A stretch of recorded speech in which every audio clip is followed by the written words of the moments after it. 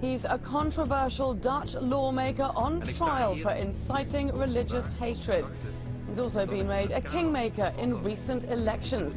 With Geert Wilders in the spotlight, are the Dutch reconsidering their reputation for tolerance? And should this alarm Muslims and immigrants in Europe? This is Inside Story.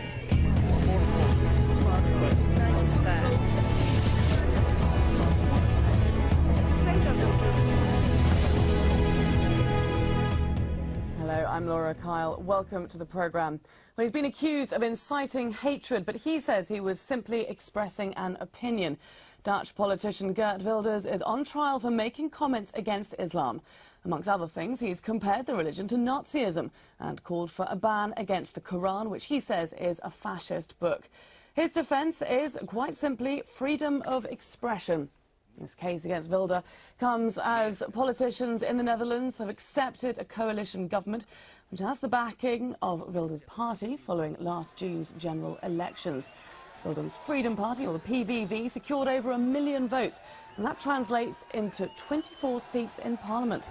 Whilst many politicians seem reluctant to work with him, his support for this right-wing government is considered quite critical.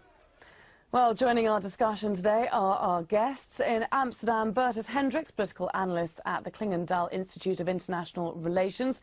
In Bern, Switzerland, Fahad Afshar, president of the Coordination of Islamic Organisations and sociologist at Bern University. And in London, Robin Simcox, research fellow at the Centre for Social Cohesion. So, Simcox, if we could start with you. Wilders' stance is clearly resonating quite widely with the Dutch. Why might that be? Well, I think Wilders is talking about a lot of things which the Dutch people may have felt have been beyond discussion for a long time. Obviously, the number one topic is Islam. But I think multiculturalism more generally and immigration are other things that Wilders has touched upon. Now, obviously, Wilders is hugely controversial, polarises opinion. But what I think you can't deny is that he is discussing subjects which maybe the mainstream Dutch politicians haven't touched upon for a long time. I think that explains a lot of his popularity. Are you surprised by his rise to power? I'm not sure if I'm surprised. I think it happens when people feel, and obviously you see what's happened in Sweden, where also far-right parties have gained there. I think this is what happens when an electorate begins to feel disenfranchised, and I think that is increasingly happening in Europe, and Wilders is really just a manifestation of that, and Holland has been the first country where it's happened in. OK, Fahad Afshar, let's bring you in here. Do you agree that Wilders is touching on something that many people in the Netherlands feel? No, I don't agree, because it's quite easy to produce fear. If you remember the history in the former century, there was a tendency, a policy to create fear from the Jewish population. In whole Europe, we had an increase of fascist movement, racist movement, and everyone was fearing the Jewish influence in the world. And now the same thing is happening to the Muslim. We have just changed the scapegoats, and that's not surprising, because fear is not rising from the heart of the people, but it's initiated and it's produced by mass media and by politicians. OK, I want to talk more broadly about Europe a little later in the discussion. Prefer to stick to the Netherlands just for the moment. Bertus Hendricks, what do you think Wilders' appeal is?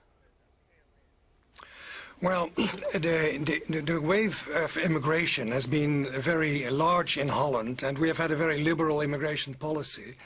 And as long as the situation economically and politically was very stable, they didn't create too many problems. But as the strains under the system became clearer, as especially the problems with the second and third generation of children from the first wave of immigrants, mainly from Morocco and to a lesser extent from Turkey, came to the fore, then, you know, people in the poorer areas of the big cities felt that there were lots of problems, small criminality, petty crimes, and so on and so forth, that were not taken sufficiently into account by the mainstream parties who were accused of not addressing the issue squarely because of fear of being considered politically incorrect.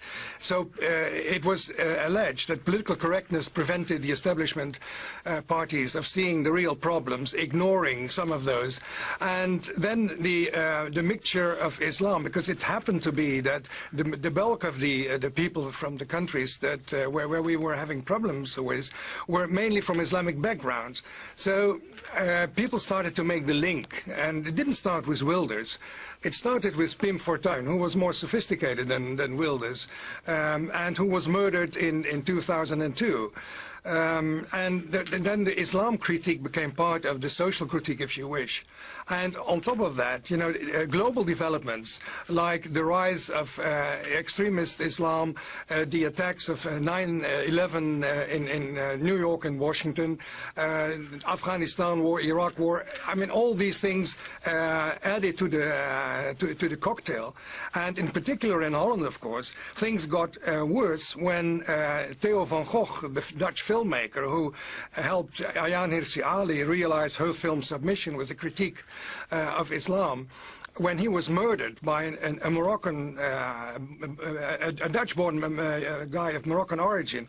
You know, then of course Islamic extremism was present in the streets of Amsterdam, and this gave, of course, an enormous added value, at least perceived like this, to the critique of Islam. Then others sought to surf on that wave. It was first Rita Verdonk, who came from the same party, the Conservative Party, as Wilders. Okay, And then let's bring Fahad Afshar back in here. Do you think that this fear is based on real fact in the Netherlands? There are, of course, some persons, you may call them radical believers, but you would have it in every religion. That's not the main subject. Even in countries like Switzerland, we don't have Islamic radicalism. We are facing a form of repression against Islam, and Islamophobia has become a very modern, up-to-date behavior of politicians who would like to gain more support, more political support by announcing Islam as a very dangerous force to the society. And you will face it everywhere in Europe. I don't understand why you can look to France, why the problem of a little scarf would pose such a threat to the French Republic to forbid it. Okay, Robin Simcox, So, we are hearing that the Christian Democratic Appeal Party in the Netherlands is deciding to accept Wilders' support in their coalition government that they're just forming. Do you think this is a sign that Wilders' views are indeed becoming more mainstream? Well, I think you have to really separate Holland off. Holland, I think that probably is the case. But if you look at Europe more generally, for example, with the United Kingdom, I mean, just to go back to the last point, Islam really is barely discussed at all. I think there is still quite a culture of political correctness about the whole issue. I think you see, I mean, there's always going to be small amounts of racist groups that exist, unfortunately. But I think what you increasingly see is this issue of Islam and multiculturalism and Islamism increasingly resonating with people in European countries, but the political class often not really being willing to take it on. And as I mentioned, I think Wilders is the first person, with the exception perhaps of Pim Fortuyn, to really do this in a quite forceful and outspoken way. And obviously it has resonated, be it because of the economic situation or other social factors. Wilders is picking up votes, and I think you really have to look at why that is.